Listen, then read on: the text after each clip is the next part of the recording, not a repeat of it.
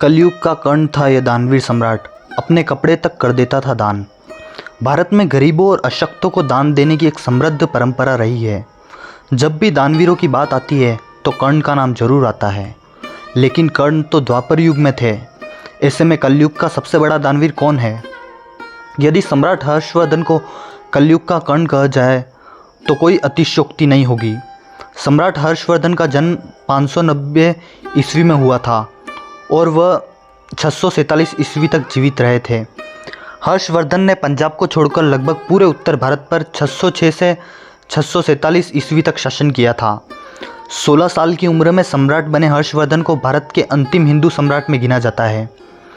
सम्राट हर्षवर्धन अपने खजाने का एक बड़ा हिस्सा दान पुण्य के लिए रखा करते थे।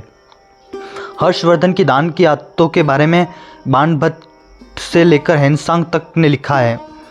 उनके राज्य में गरीबों के लिए आश्रय गृह बनवाए गए, जिनमें खाने पीने से लेकर दवा तक की सुविधा होती थी। सम्राट हर्षवर्धन प्रत्येक कुंभ मेले में प्रयागराज जाते थे और अपनी सारी संपत्ति दान कर देते थे।